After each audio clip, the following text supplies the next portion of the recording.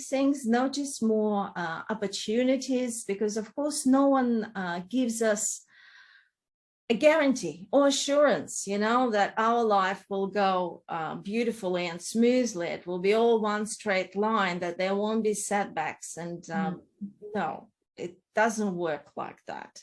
It doesn't work like that, Anya. You know, I'm not sure, maybe you did your homework when you came here to actually know that, yes, my qualification won't be you know, acknowledged. I have to start all over again. For me, it was the other way around. We were misled, so we came here with high hopes, and all we did was save to say, okay, we've got money for a car, we've got money for the household goods. I'm sure we'll be okay for the first 6 months before we get a job, and then we find that no, actually no, that's not the case.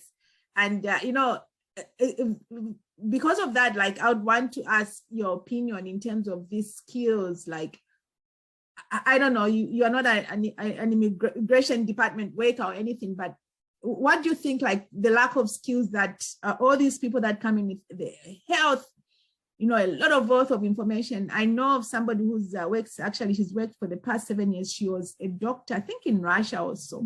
Yeah, she was a doctor in Russia.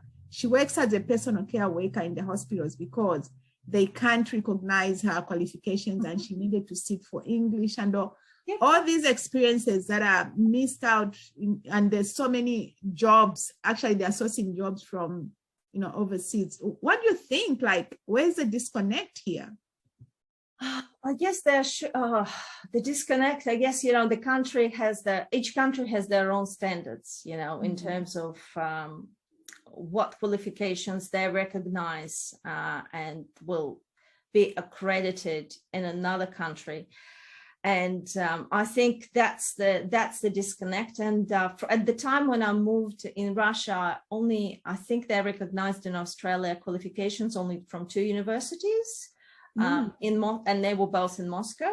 I'm not from Moscow, so they disconnect. Yes, I guess that there's no unified standards for maybe for countries, you know, the standard that will be accepted both in Russia, in the US, in UK, in Australia, something in a medical degree maybe, or some, and it may not be so easy to implement it.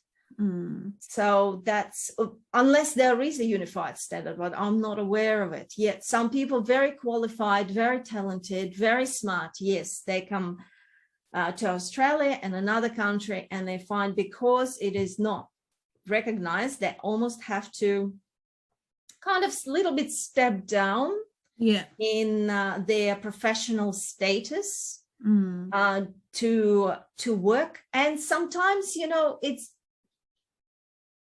I guess it's just sometimes it's maybe, if you look at it, that it's something, well, it's a reality, you know, it is at the moment, it is the reality. So it just, you know, maybe accepting, going through the process, going through the motion. I know it's a lot of paperwork, and yes, there are exams, and I also did the exam in English, even though I was the teacher of English and German back in Russia, but I was made to sit that exam. But it's something, you know, if you're moving to a country, I think a few things one needs to accept, that it's a huge change. It's a huge transition. And it may not be smooth, and it can be uncertain. That could be a little bit stressful for people who move. And are you willing to embrace it?